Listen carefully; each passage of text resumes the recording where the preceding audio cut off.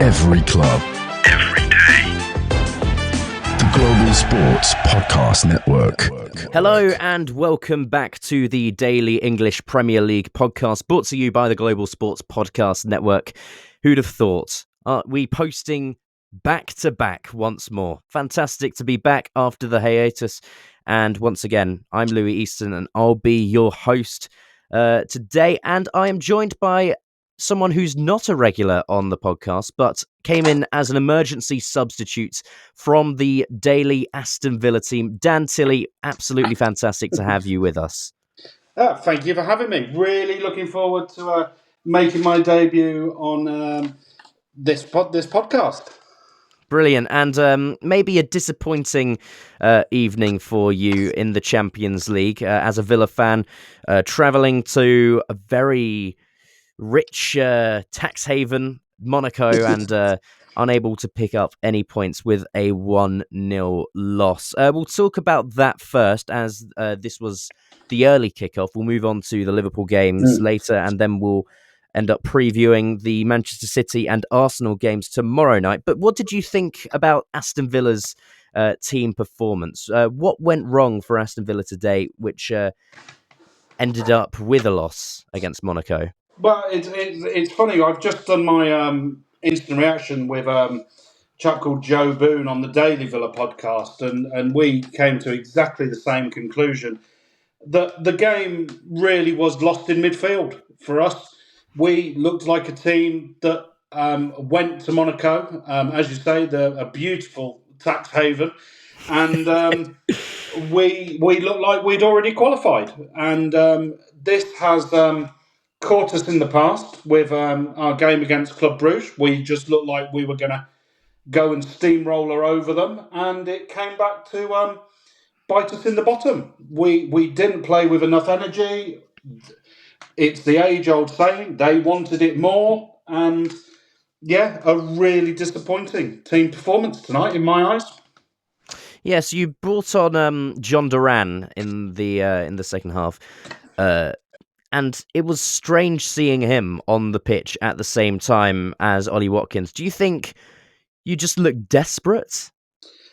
It isn't a move that Unai Emery usually does. If we've brought both of them on at the same time, then it really is. We are desperate for a goal. And there didn't look to be a plan or change of a system when we brought him on. I mean, one thing that certainly Liverpool can do with their attacking team is that they all know their own roles. They don't all stand in the same place. And that is exactly what seemed to be happening to us when we brought on Duran.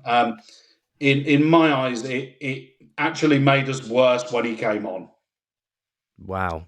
And that's not something you often say about John Duran influencing a team negatively, and everyone's competing for his signature at the moment. Indeed. And after looking at his performances earlier in this season, it's not hard to see why. But Aston Villa have had a really strange experience in the Champions League for the first time since its renaming in the 90s. And I mean, the match against Club Brugge was a very, very strange one, to say the least.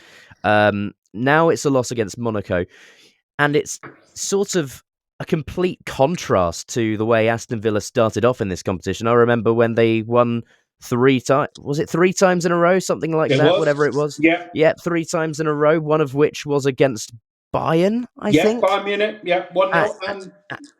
At Villa Park. That was the first one as well.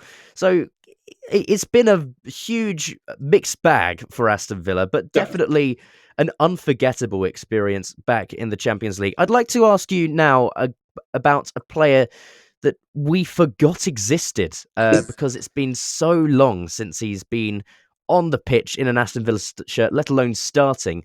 Emiliano Buendia. It wasn't a good day for Buendia, no pun intended, but we'll let that one slide. It was an influential performance from him, despite the scoreline, wasn't it? I wouldn't have said it. It was the standout performance of his career. I mean, out of the players that we saw tonight, he had one of the better performances in my eyes. I think it actually slightly disrupted our team. Him coming in with Tielemans having to drop more into that defensive double pivot rather than playing further forward. But did not. I mean, Miami from Argentina. He's one of my absolute heroes. I think he's a fantastic player, and I am so desperate for him to succeed at Villa. But it just didn't really work out for him tonight, in my opinion. But it was good to see him back. Yeah, I'm sure he was greatly missed. I mean, at the time of that horrendous injury, it did seem like things would just completely derail for Aston Villa. But I can't even remember him playing under Unai Emery. Has it been that long? I can't remember. Anyway, so he was playing in that sort of left role where Jacob Ramsey has had some recent success. Do you think there was any logic to him starting on the left ahead of Jacob Ramsey, or maybe Morgan Rogers could have played on the left? Because when I think of Buendia, I think of him on the right-hand side. I think it's more trying to get Bailey back in to the squad to see if he can build up a bit of his confidence. And we all know that he's very much got a favoured side. I think we left Ramsey out to see if we can let him recover and get him ready for West Ham on the weekend, in my opinion. I see Emmy as much more of that number 10, not really drifting either side, to be honest. It was a bit of a surprise seeing him on that team sheet today. Yeah, absolutely. So looking ahead to the Champions League fixtures, you've got one left, which will be against Celtic next week. How much does this loss impact Aston Villa? Do you think that you can still qualify automatically, or do you think maybe just go for the playoffs? Do you think this loss is a huge one for Aston Villa? So, if any of your listeners have been listening to the Daily Villa, I am known as the optimistic one. I'm the only one that believed we would beat Bayern Munich, and that doesn't surprise me, actually. Well, you've got to keep the faith. So I don't think it's a case of let's throw the baby out with the bathwater. It's not the result we were looking for, but we are not in a bad position. Who would have thought we'd have been in the position we were in our first return to the Champions League, and let it not be our only return in so many 40-odd years. I think it's now obviously a must-win game against Celtic, and although there is the potential for us to breeze past them, or that we would hope, if your team is stuck on form or you haven't had a striker score for a while, come and play Villa. And that run seems to end whenever any team comes to play us. I mean, Monaco had only won 1 in 8 before they played us, but lo and behold, we're the team they turned round over. So, I think we can still qualify in the top 8. I believe that, and that's what I think we should be aiming for. And I personally believe that all Villa fans should also believe that. If we, the fans, don't believe that, how can the team take encouragement going out next Wednesday against Celtic and really, really go for it? And I do believe that Villa are definitely favourites against Celtic next week. I mean, the Scottish League, the standard of that is not as high as the Premier League. That's I don't think that's a controversial opinion. Plus, it is at Villa Park. Indeed. The statement I'll throw back at you with that is that obviously Ligue 1 is the one we all thought of a farmers' league. We certainly weren't playing in a cowshed tonight, were we? No, absolutely not. And Liverpool had to fight for our win as well against Lille. So, yeah, we are pleasantly surprised by the French league. It's just whenever I do actually watch the French league, I can't watch it for more than 10 minutes. It's just so much slower than the Premier League. That's fair enough. I do understand that opinion. Final question to you. Obviously, Aston Villa have been known to go on these sorts of cup runs in the past. I still remember when Aston Villa were in the FA Cup final 10 odd years ago against Arsenal. And I will say I was actually rooting for Villa that day because I mean, even though you knocked us out in the semi-finals, I remember that match very well as well. Yes, indeed. There you go, the highs and the lows of that cup run for you. But do you consider Villa to be more of a cup team than a league team? I think that's it's quite an interesting point, really, because I mean, this is our first time in the Champions League for 40 years. Mm-hmm. It's the first time we've gotten into the FA Cup fourth round in X number of years. I think our league form has drastically improved since the chap that shan't be named has moved over to Saudi Arabia. And present company accepted, but I won't mention his name. And I think we are building to be more of a league team, but Emery is a bit of a cup specialist. I think he realises the importance of European football and its qualification, even if you don't go off to win it as a cup. The importance of qualifying for it is so desperately important now for clubs' finances. It's why these, I don't want to say the so-called Big Six with a Liverpool fan that I'm talking to, but you get the point. Yeah. With that money constantly rolling in year on year, the moment you dip out of that, you start seeing those sort of clubs start to, get a bit itchy and get a bit worried. It's so important, European football qualification. And absolutely. Yeah.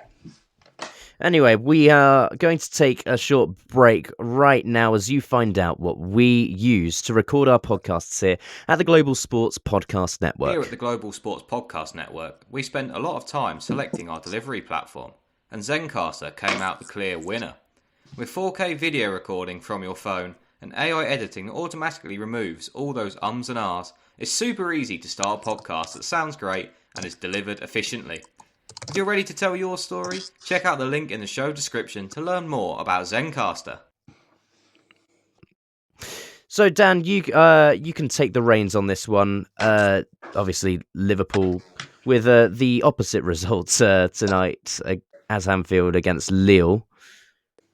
I'll let you take the reins. Indeed. So, obviously, you came out of that 2-1 winners, and Villa are not, we know Lille, they're not an easy side to play against. Now, unfortunately, I was still licking my wounds while this game was carrying on. So, talk me through it.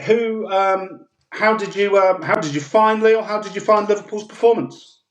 Well, it was a little bit dominant. I will say only a little bit, because we didn't actually find ourselves constantly finding space in front of goal or anything. They were mostly sat back and very organised in defence. And I thought the game was over in the second half when one of their players got sent off. I can't remember the names of any of them, of the players. But once they got a red card, I thought, okay, well, it's time to bring on some of the players who need more minutes. Bring on Federico Chiesa, bring on Wataru Endo, and then they scored.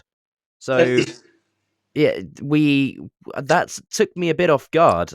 We still brought on Wataru Endo, and I thought, well, that's not the most attacking switch in the world. But, he did have a bit of an impact in midfield, getting himself into some 50-50s.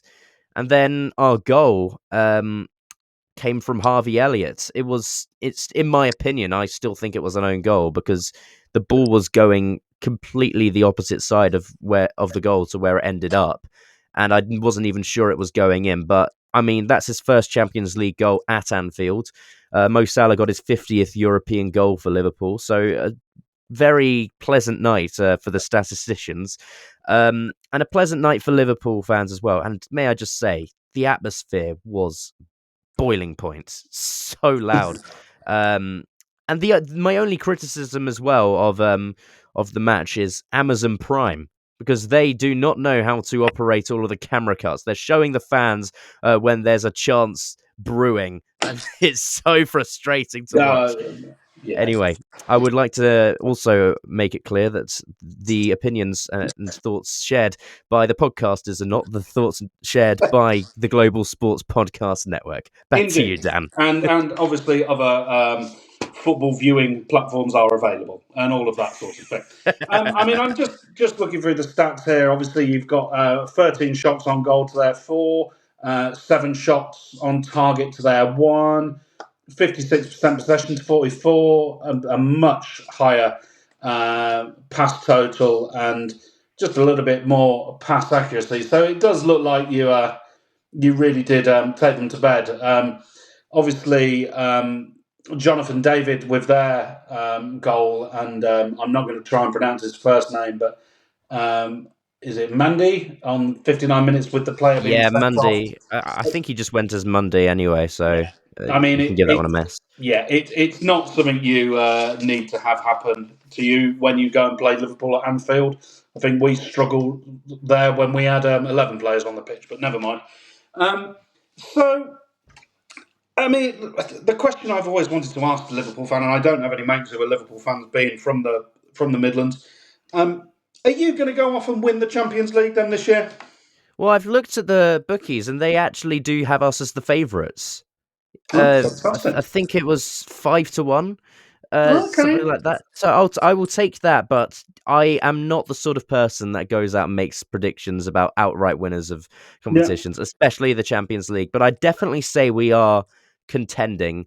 I don't think we've played perfect football these last few matches, and certainly we're not the team we were a few years ago under Klopp when we still had Sadio Mane and Gini Wijnaldum and co. But I do think we are playing decent football, and if we can be at our absolute best, especially during an Anfield night when all of the fans are rallying us on, I don't see why there's any reason we can't go out and beat the best teams in Europe. We've already completely dominated Leverkusen.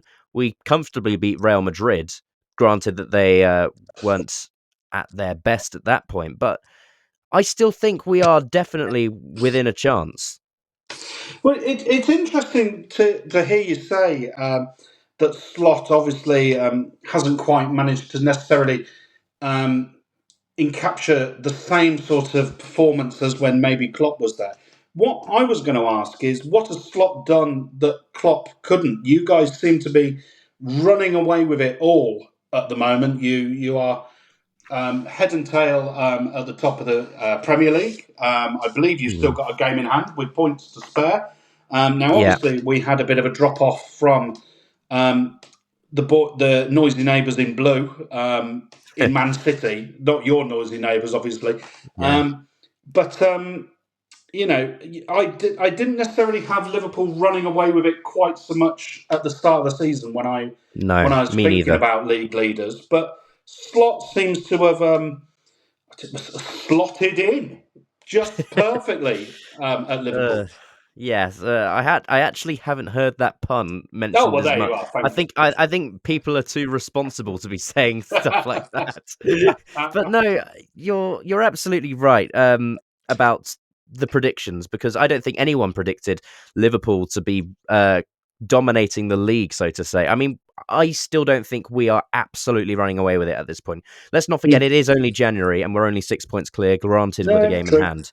But I mean, the way things are going with the other teams, I think that is the difference between us and the other team. I think the reason we're doing so well is the fact that everyone else isn't doing as well as they should be. I mean, Arsenal, they've had Saka out, they've had Odegaard out, they've had Saliba out now as well. 3 key players, and I think they haven't been able to replicate the magic that Saka can provide from the right-hand side with Nwaneri, who's 17 years old, I think, and also Raheem Sterling, who just seems to be completely past it at the moment. Indeed.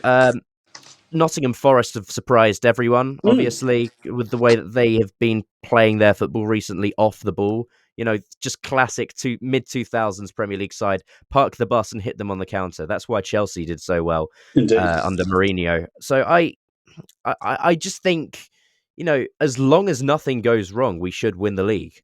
But again, it's football. It's the Premier League. We're in a very busy period at the moment with Yeah. plenty of midweek action going on.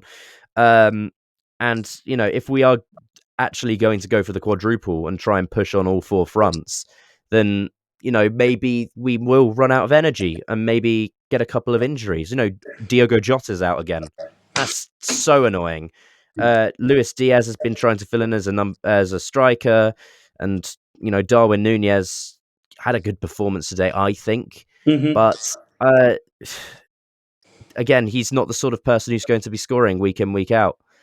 He keeps on getting caught offside. He did again today and had a goal disallowed.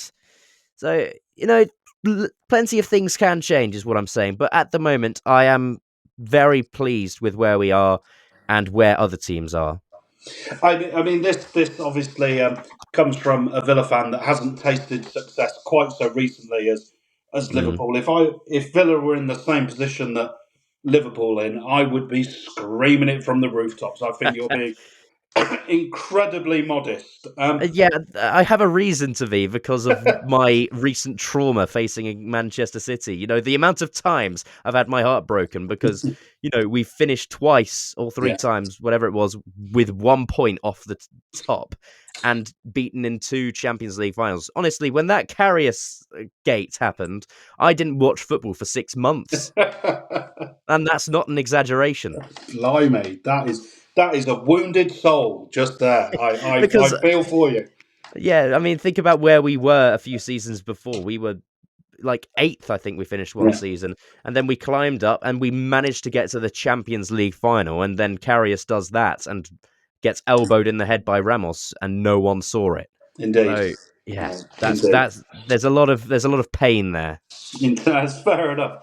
Now, obviously, your first goal scorer, Mohamed Salah. Now, I haven't been keeping totally up with his contract. Are you still having him next year, and is he going to be playing for you for the next 2 years, or are If it's up to me, absolutely. If it's up to me, give him a lifetime contract. That man is just unbelievable. I mean, it's not just his football, but the way he takes care of himself. Have you seen that man's physique? He's still so quick. He can still play for 90 minutes, and he can still strike at any time. He's like a python. And the way he's playing and the way he's taking care of himself, I don't see any reason why he can't be at the top level for the next 2 or 3 years. It's good news, and it's good news for the Premier League to have a striker like that we can watch week in, week out. I'm in awe. I've always had a bit of a soft spot for Liverpool. You seem to have built your club the right way, rather through pedigree, and that's why I'm so happy to see teams like Notts Forest doing so well at the moment. Yeah, these teams that have gone about football, in my opinion, the right way and built a good culture around their squad. So I'm really pleased to see you guys doing well. So who have you got next in the Champions League? In the Champions League, we've got PSV next week. Okay, and obviously we think that's a bit of a winnable game. I think so, and if we do win that, then in the first season ever of this new format, Liverpool have got maximum points. And I remember when we got maximum points from our group stage a couple of years ago. I think it was 2022. I could be wrong. But we got maximum points and we were all just freaking out over it. But now we got 21 points from 7 games. And PSV next week, granted it's in Holland, but I don't see any reason why we can't go ahead and win that. I think we definitely have the quality. It will be a huge match for Cody Gakpo playing against his former side. And it will be a spectacle, I'm sure. But we got Ipswich before that on Saturday during the blackout. I have no idea how I'm going to be able to watch that game, but let's hope for 3 points there as well. Fantastic. Well, let's keep the faith. Absolutely. And we'll go into another short break now as you find out what we do here at the Global Sports Podcast Network. The Global Sports Podcast Network is changing the face of football podcasts. With dedicated daily content for every Premier League team, women's football, fantasy football, and a daily Premier League wrap-up broadcast in 5 different languages, it's your one-stop shop for your daily football fix. Find GSBN wherever you find your usual podcasts. Brilliant. And now as we go into the final segment of this podcast, we have 2 massive games tonight at the time of this episode coming out. PSG against Manchester City.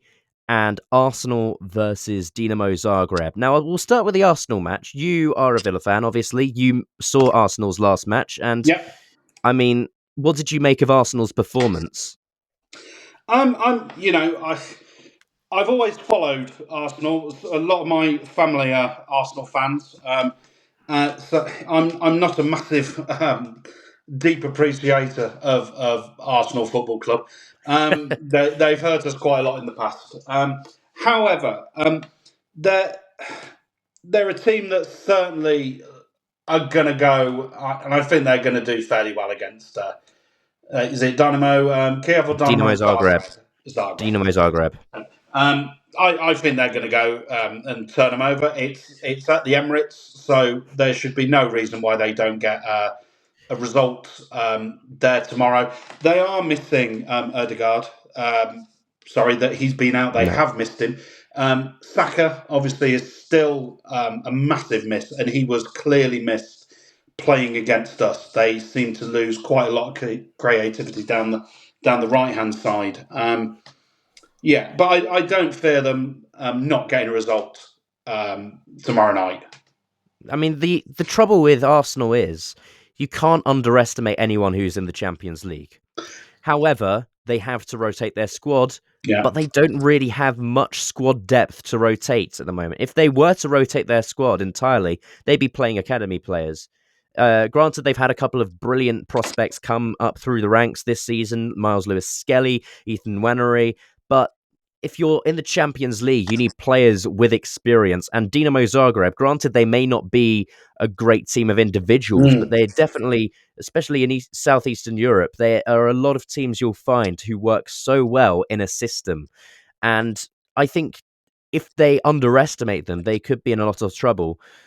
But also, if you're Mikel Arteta going into this game, you may have a little bit of a headache with who you choose. I mean, if you are Mikel Arteta, would you rotate or would you save up for the weekend, or would you just go out and field an entire squad of first-team players? Well, I'm just looking. Arsenal have got Wolves on Saturday the 25th, and they're away at Molineux. It's no team in the Premier League is an easy place to go to. So, although Wolves seem to be having a torrid time of it at the moment, I think you're going to have to keep a certain amount of first-team players in for the Champions League to keep that level of experience. But I don't think I'd be afraid of seeing a couple of the academy prospects, or certainly some of the more bench players. I think it's definitely keep a strong defence for the Champions League game, and they've got a torrid run of fixtures, haven't they? Because then it's who have they got in the Champions League next? Is it Genoa? And then they're at home to Man City on Sunday the 2nd. So they have got a really tough run. It's a rough time for Arsenal, and they need all the players they can get available.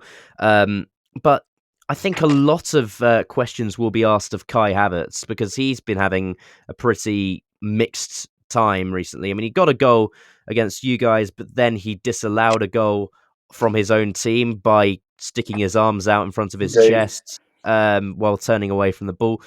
Loads of people, Mikel Arteta included, were saying that it wasn't handball. I can't understand the logic behind that. Me and Irby White spoke about that in yesterday's episode. But I mean, if you're an Arsenal fan, are you worried at the moment?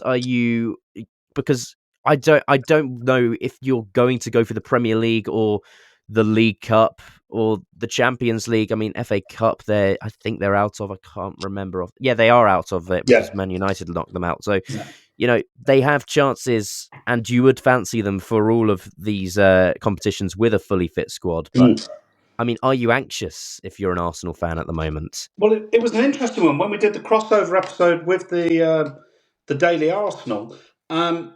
They were getting incredibly concerned about not having a proper out-and-out number 9. And if I was an Arsenal fan, I would be as well. And, listening to them, there have been their doubts amongst their own fans about Kai Havertz. I mean, I personally not rated him fully as an out-and-out goal scorer. I mean, he's not a bad player, but not an out-and-out goal scorer.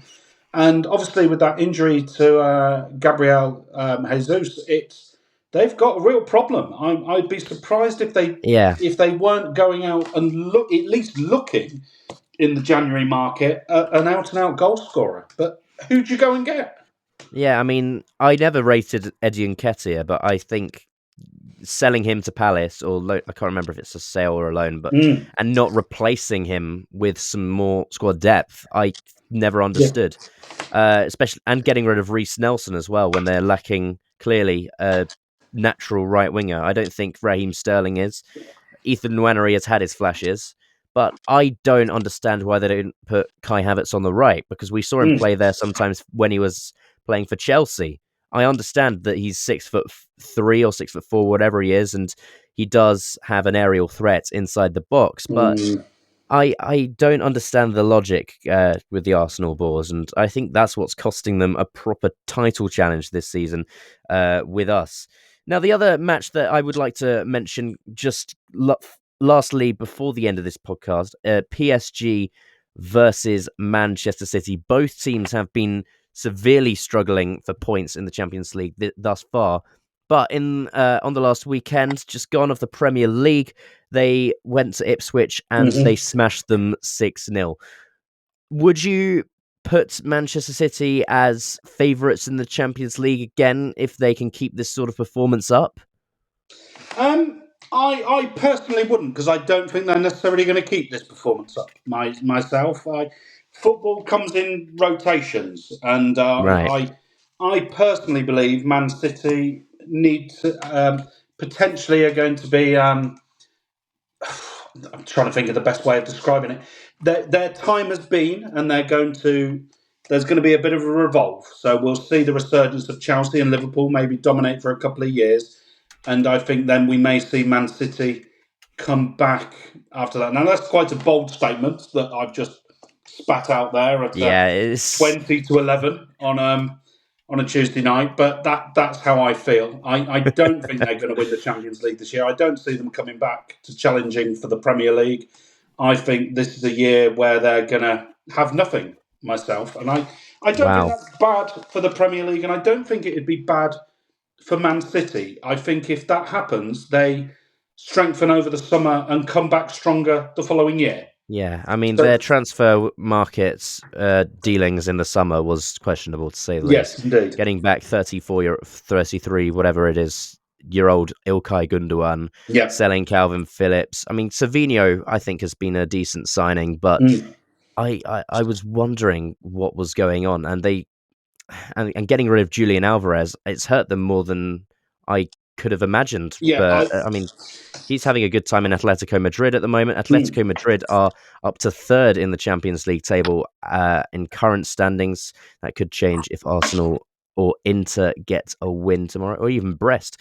But it's a crucial match going to PSG. PSG are a team also struggling for points in the Champions League. Currently not even in the playoffs bracket. Sat at 26th. Man City sat at the lowest possible position to advance into the playoffs at 24th. So a proper 6-pointer. It almost feels like a knockout match, this one. And it would be so strange if we went into Champions League knockouts without Manchester City or PSG. Man City's final match is against Club Brugge, which will be, one you still fancy them to win. Whereas Arsenal sat up in fifth place, and I mean, Dinamo Zagreb and Girona, without any disrespect, they should be beating those two teams. So it's a crucial night ahead of us in the Champions League, and I mean, against PSG, do you fancy their chances in this one? I mean, based on current form, suggesting, going to Ipswich and getting 6 goals, maybe that might have tired them out even, Dan. I think it's interesting. Man City this season have not been the Man City of old, of recent years. It's plain to see. But I see them, they're going to, in my opinion, finish in that sort of bottom half of the playoff qualifiers of the Champions League. I think they're going to go and get a result against PSG. They're going to then play someone in that sort of 9, 10, 11, 12 position for the Champions League, which, potentially could be someone like Juventus, Dortmund or Bayern. Potentially Manal looking at those sort of moments there, or who drops out then of that top 8. It's going to be a tough one for them to qualify after that, but it's a strange format, isn't it? That Indeed. We're still getting used to. So, I mean, I'm sure in about 10 years' time, when we have gotten used to this format, we'll be used to all of the phrases the new phrases that we'll have come up with by that point to throw around whilst analysing the table. I mean, who knows? We might have even got used to the Nations League by then. Oh, or the Club World Cup, even. Indeed. Which I still don't understand the qualifying format for that, and I doubt I ever will. I've tried to grasp it. It's out of my comprehension, to say the least. No, I'm not even going to try. Not even going to try. Yeah, and I don't blame you. We are going to end the podcast there. Dan, it has been a pleasure having you on off the Daily Villa podcast for this one-off episode, which I've quite enjoyed, actually. Wonderful. Well, thank you so much for having me. Brilliant. And you are listening to the Daily English. We'll see you for tomorrow's episode. Every club, every day.